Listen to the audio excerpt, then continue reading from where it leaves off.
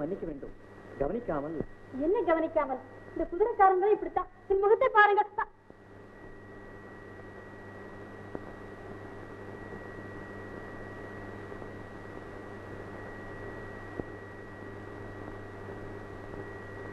என்ன கோபம்? நேற்றிரவு மழை பெய்து இந்த இடமெல்லாம் சகதியாகிவிட்டது. என் தப்பா? குளத்தில் தண்ணீர் உண்டு, இந்த வழியாய் வந்தது. என் தப்பா? குதிரை மேல் போனது என் தப்பா? நான் நடந்து வந்தேன் பாருங்க, அது என் தப்புதான். நான் குதிரையில் போனதும் சரிதான், நீ நடந்து வந்ததும் சரிதான். இல்லாவிட்டால் செந்தாமரை மலர் போன்ற உன் முகத்தை நான் பார்த்திருக்க முடியுமா? உங்களை போல எனக்கு பேச தெரியாது.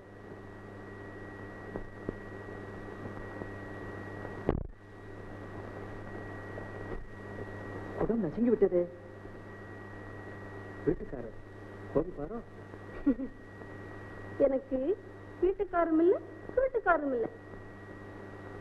கல்யாணம் ஆகவில்லையா? ஆமா, அதுதான் இல்ல. இதோ பார்,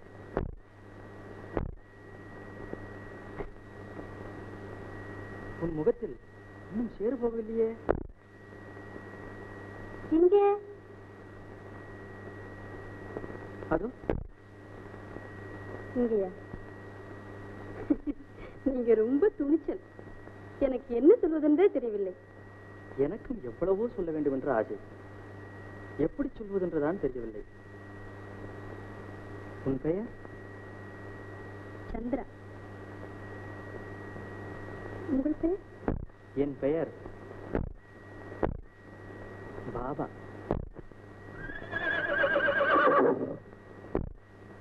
எங்கேயோ வழியில் பார்த்த ஒரு பெண்ணோடு என்ன இவ்வளவு பேச்சுன்னு உங்க குதிரை கோவிச்சுக்கிறாப்புல. இல்லை இல்லை, நாம சேற்றவாரி இறைச்சதனால் தானே இவ்வளவு அழகான பெண்ணை நான் பார்க்க நேர்ந்தது என்று அது சந்தோஷப்படுகிறது. சந்திரா, உன்னை விட்டு போக மனமே இல்லை. உன் அழகை எப்பொழுதும் பார்த்து கொண்டே இருக்க வேண்டும் என்று தோன்றுகிறது. மீண்டும் நான் உன்னை பார்க்க வந்தால் உனக்கு சந்தோஷம்தானே? அப்பொழுது நீயாக என்னை போகச் சொல்லும் வரையில் நான் போகவே மாட்டேன். அது மாத்திரம் நடக்காது. எது? நானாக உங்களை போகச் சொல்வது. இப்பொழுது நான் வரலாமா?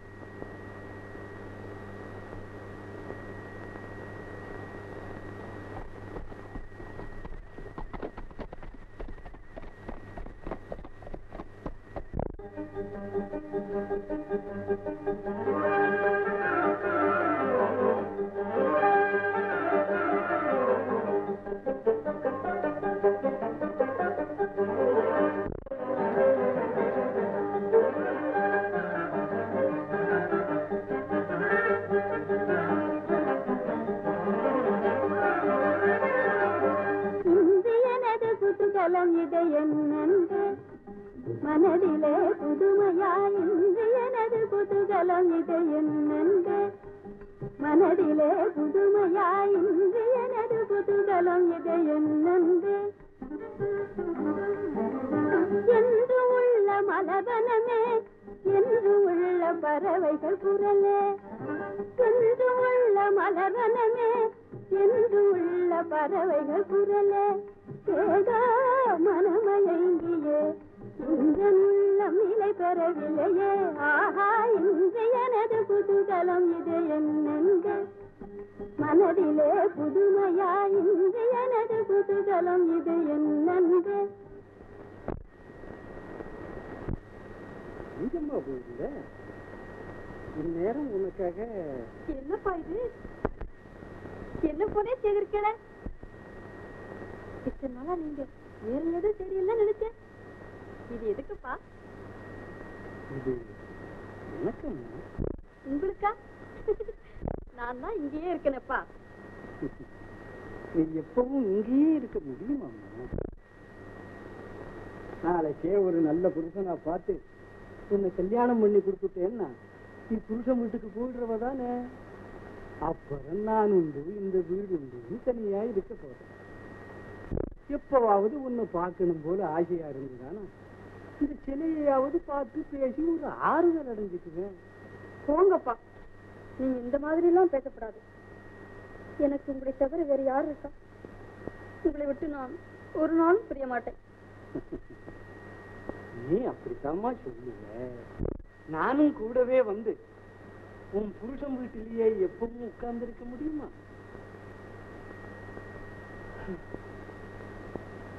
எத்தனைதான் பிரியமா வளர்த்தாலும் பெண் குழந்தை தானே இந்தா சந்திரா இப்படி திரும்பு நல்ல பொண்ணு போ இதுக்கா கண்கலங்கிற ரொம்ப நல்லா இருக்கு கடையப்பா தகப்பன் பேர்ல இருக்கிற பிரியத்தை இப்ப அப்படித்தான் பேசுவ நாளைக்கே புருஷன் வீட்டுக்கு போய் ஒரு பிள்ளை ஒன்ன பெத்துக்கிட்டேயானா அவன் கையில கம்ப கொடுத்து இந்த தாத்தா முதுகில ஒண்ணு போடுறான்னு சொல்லப்போ என்ன பேச்சை நிறுத்தி விட்டாய்? ஒன்றுமில்லை, பெண்ணை பெயர் கூட பாபாவாகி விட்டது. நீ தெரியாமல் பேசுகிறாய். காட்டில் மலர்ந்த ரோஜா அவள். நான் யார் என்று அவளுக்கு தெரிந்திருந்தால் இவ்வளவு தாராளமாக பேசியிருப்பாளா? மானை போல் துள்ளி ஓடி இருப்பாள்.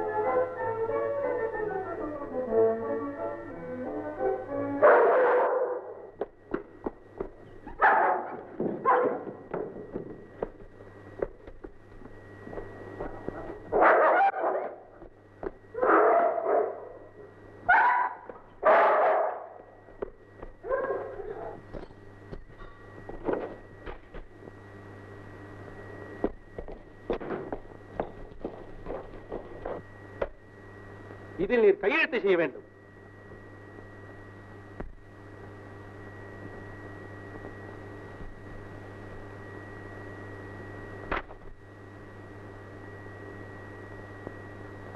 இதில் நான் கையெழுத்து செய்ய வேண்டும். ஆம், கடைசி தடவையாக கேட்கிறேன். ராஜ்யத்தை எனக்கு தரப்போகிறீரா இல்லையா? மூத்தவனுக்கு தான் பட்டம் என்று இருக்கும் பொழுது உனக்கு எப்படி கிடைக்கும்?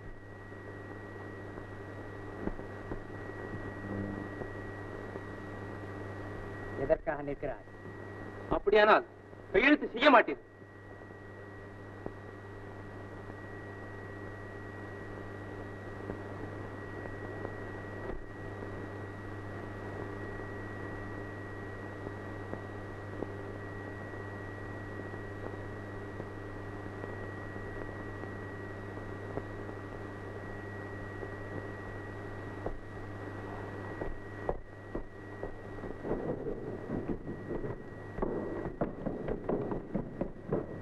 எதற்காக என்னை பின்தொடர்ந்து வருகிறாய்? சரி, பட்டம் தான் கொடுக்க மாட்டீர்கள். இந்த ராஜ்யத்தை இரண்டாக பிரித்து ஒரு பாகத்தையாவது எனக்கு கொடுங்கள். ராஜ்யத்தை பிரிப்பதா? ராஜ்யம் நம்முடையதல்ல, ஜனங்களுடைய சொத்து. தேசத்தை பிரிக்க அவர்கள் சம்மதிக்க மாட்டார்கள். எவர் சம்மதம் எனக்கு தேவையில்லை. நீர் கொடுக்காவிட்டால் நானே எடுத்துக்கொள்வேன். நீ என் மகனா? நீ என் பிதாவா? நீ என் சத்ரு. சசாங்கா, நீ மூடுவாயே. மகாராஜா, ஏதோ சிறுபிள்ளை பேசுகிறான் என்று என்னை அலட்சியம் செய்கிறேன். உமக்குள்ள ரோஷம் வீரம் எனக்கு உண்டு என்பதை மறந்துவிட்டீர். அதோ வருகிறார் உமது மூத்த குமாரன் வீரசிம்மன். பராக்கு சொல்லுங்கள், அவருக்கே பட்டத்தை சூட்டுங்கள். இந்த சசாங்கன் தோல் வலிமையே இன்னும் கொஞ்ச நாளில் அறிவீர். அயோக்கியா, உன் தோல் பலத்தை காட்டிலும் ராஜாங்க பலம் பெரிய என்பதை மறக்காதே. மறுபடியும் அரண்மனையில் காலடி வைத்தார் உன் உயிர் உன்னுடையதல்ல. என்னை காப்பாற்றிக் கொள்ள எனக்கு வழி தெரியும். உமது ராஜ்யத்தை காப்பாற்றிக் கொள்ள வழி தேடும். அந்த துரோகியை இழுத்து வாருங்கள்.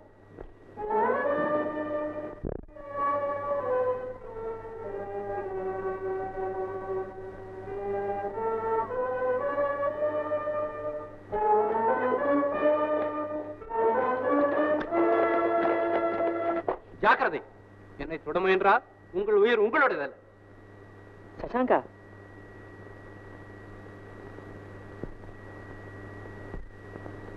ஏன் இந்த கலகம் செய்கிறாய்? உனக்கு ராஜ்யம் தானே வேண்டும். தந்தையிடம் சொல்லி பட்டத்தை உனக்கே கட்டி வைக்கிறேன். நீ ஒன்றும் எனக்கு பிச்சிட வேண்டாம்.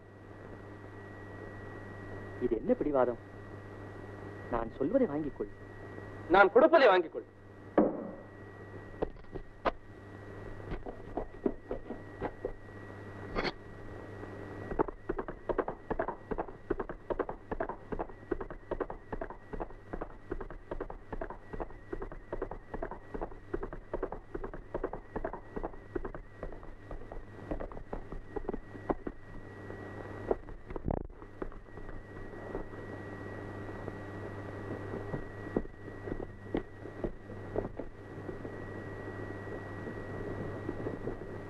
கிழவன் முடிவாகி இல்லை என்று சொல்லிவிட்டான். இனி வாய்ப்பேச்சில் ஒன்றும் நடைபெறாது. காரியத்தில் தான் இறங்க வேண்டும். அதற்கு நீங்கள் எல்லோரும் தயாரா? தயார், தயார்.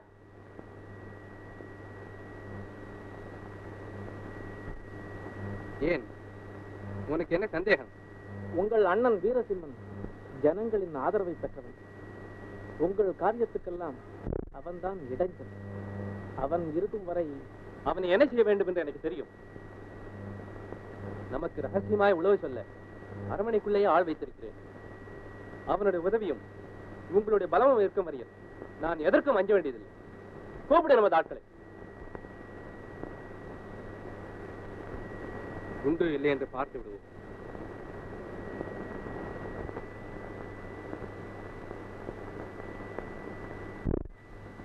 நான் இங்க வருவேன். எப்படி தெரியும்? எப்படி தெரியுமா? நீ என்ன செய்வே, என்ன நினைப்பேங்கிறதெல்லாம் எனக்கு தெரியாத? ஓ, உங்களுக்கு எல்லாம் தெரியுமா? அப்படின்னா நேற்றுக்கு நான் என்ன செஞ்சேன் சொல்லுங்க. சொல்லவா? நேற்றுக்கு நீ வீட்டுக்கு போன உடனே உங்க அம்மா உன்னை ஏன் இவ்வளவு நேரம்னு கோவிச்சுக்கிட்டா. இல்ல, அம்மா இல்ல, உங்க அக்கா. இல்ல. அப்படின்னா நான் நிச்சயமா சொல்லவா? உங்க அப்பா உன்னை ரொம்ப கண்டிச்சிருப்ப. அதுவும் இல்ல. எங்க அப்பா என்ன கோவிச்சுக்கவே மாட்டார். ஓ, கோவிச்சுக்கவே மாட்டாரோ? என்ன சொன்னாலும் எதை சொன்னாலும் கோவிச்சுக்க மாட்டார். நிஜமா? அப்படின்னா ஒரு காரியம் செய். நேர வீட்டுக்கு போய் உங்க அப்பா கிட்ட, அப்பா நான் ஒரு குதிரை வீரனை சந்திச்சேன், அவர் என் மேல ரொம்ப பிரியமாயிருக்கா, என்னையே தான் அவர். ரொம்ப நல்லா இருக்க. நேத்திக்கானா உன்னை பார்க்கலாமான்னு கேட்டிய, இன்னைக்கானா உன்னே என்னன்னு என்னென்னமோ பேசுறாள. ஒரு பெண்ணை பார்த்து இப்படி இல்லாம கேக்குறது? யாரை பார்த்து கேட்கறது? வீட்டுக்கு வர்றது, அப்பா கிட்ட நீங்களே கேக்குறது. அவரை கேட்ட அவர் எங்கிட்ட கேப்பார். நீ என்ன சொல்லுவ? என் இஷ்டத்தை நான் சொல்லுவேன், அதையே நீங்க கேக்குறீங்க.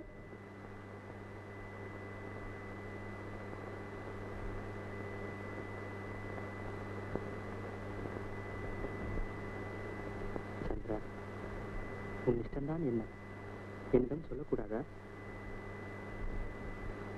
அதோ அந்த சூரியன் அடிவானத்தில் எவ்வளவு அழகா இருக்கிறது பாருங்க. சந்திரா,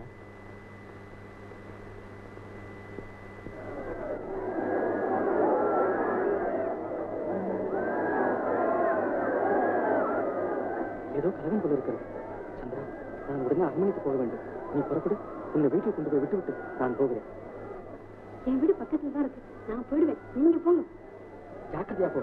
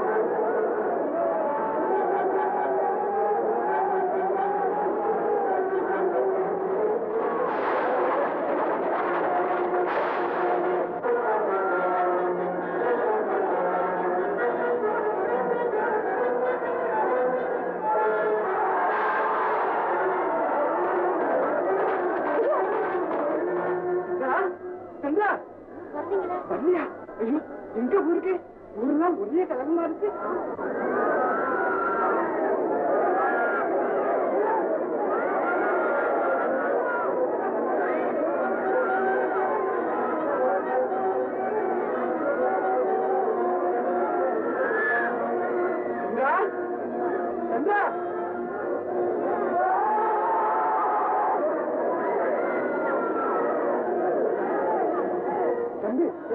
பாத்தீங்களா